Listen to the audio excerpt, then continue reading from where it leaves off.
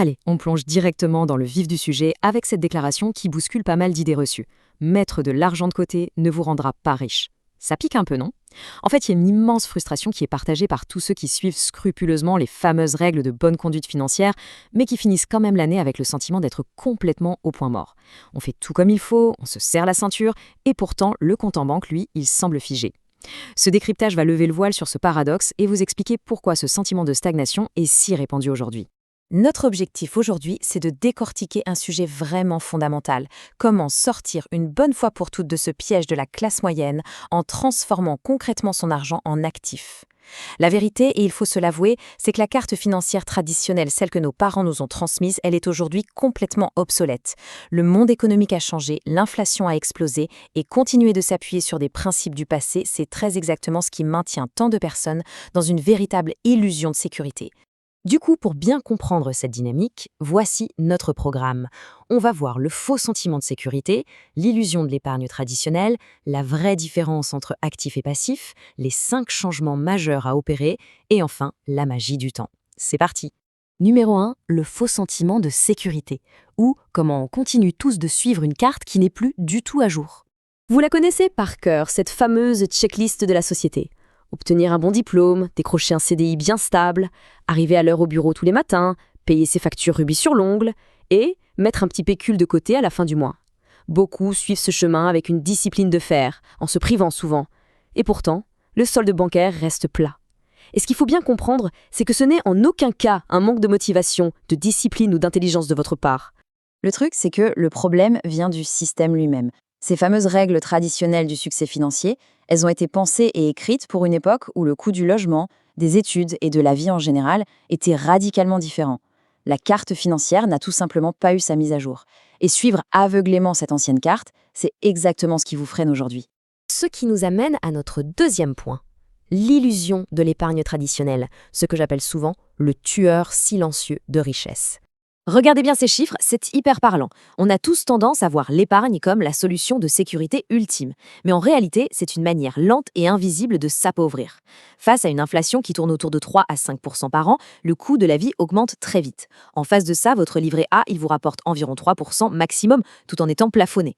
Quant à un compte courant ordinaire, il rapporte très exactement 0. Mathématiquement, l'inflation court beaucoup plus vite que les intérêts que vous générez. Cet écart-là, c'est un vrai tueur silencieux. Chaque année, votre pouvoir d'achat fond comme neige au soleil sans même que vous n'ayez dépensé un seul centime. C'est littéralement comme essayer de nager à contre-courant. Et croyez-moi, les personnes qui bâtissent un vrai patrimoine comprennent parfaitement cette faille mathématique. C'est exactement pour ça qu'elles ne se contentent jamais de juste épargner. Allez, on passe à la troisième partie, actif contre passif, la toute nouvelle mécanique de la richesse. Pour changer la donne, il faut d'abord intégrer cette règle d'une simplicité redoutable. Un actif, c'est quelque chose qui met de l'argent dans votre poche. Un passif, c'est quelque chose qui en fait sortir. Point barre. Un salaire mensuel, c'est génial, c'est essentiel, mais ce n'est pas un actif. C'est juste une transaction, ça rentre et ça repart aussitôt pour payer la vie tous les jours. Quand on compare les deux, ça saute aux yeux.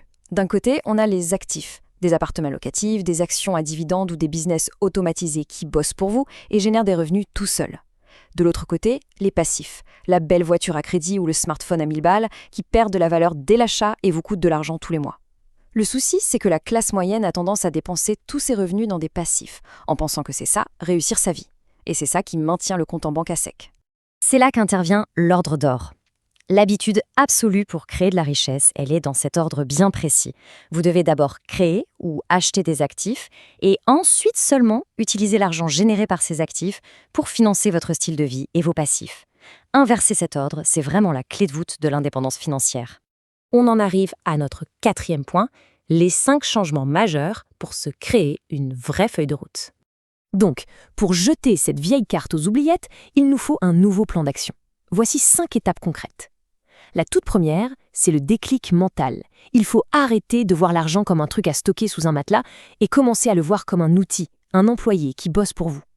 Ensuite, privilégier les actifs aux passifs. Dissocier son temps de son argent.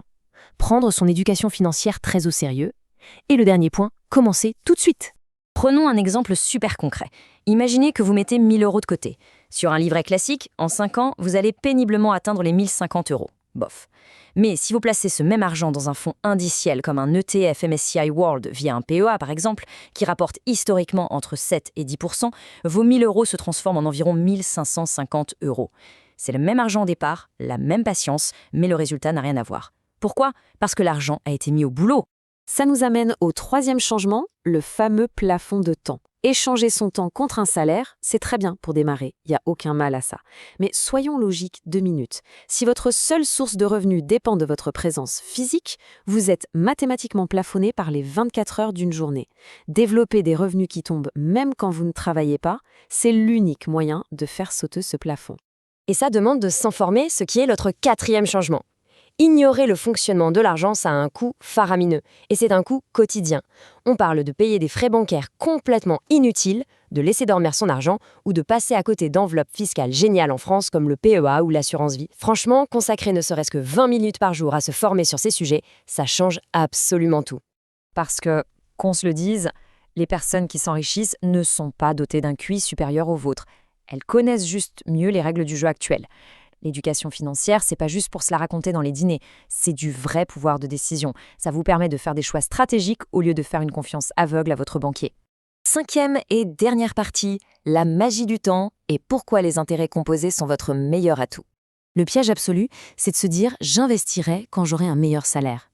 Regardez ça, une personne qui investit seulement 100 € par mois dès 25 ans aura beaucoup plus d'argent à la retraite qu'une personne qui investit le double, 200 € par mois, mais qui a attendu ses 35 ans pour s'y mettre. C'est ça la magie des intérêts composés. En matière de finance, le temps, c'est un levier infiniment plus puissant que le montant que vous avez au départ. La morale de l'histoire, elle est implacable. L'attente est votre pire ennemi. Vous n'aurez jamais le moment parfait ou la somme idéale pour commencer. On dit souvent que le meilleur moment pour planter un arbre, c'était il y a 20 ans, et que le deuxième meilleur moment, c'est aujourd'hui. C'est exactement pareil pour votre argent. Commencez avec ce que vous avez, là, maintenant. Donc, pour résumer ce véritable changement de paradigme, la vieille méthode qui consiste à économiser 10% de son salaire et à croiser les doigts jusqu'à la retraite, elle ne marche plus. Être excessivement prudent et avoir peur d'investir, c'est finalement prendre le risque immense de voir l'inflation grignoter toutes vos économies. Le but, c'est de passer du statut d'employé qui subit un peu sa vie à celui de véritable propriétaire de son avenir. On va terminer ce décryptage là-dessus. La prochaine fois que vous ouvrirez votre application bancaire, oubliez la culpabilité. Posez-vous juste cette question honnête et super puissante. Est-ce que mon argent est en train de bosser dur pour moi en ce moment ou est-ce qu'il est juste en train de dormir sur ce compte ? C'est le premier pas indispensable vers votre liberté financière. C'était un plaisir de décortiquer tout ça avec vous.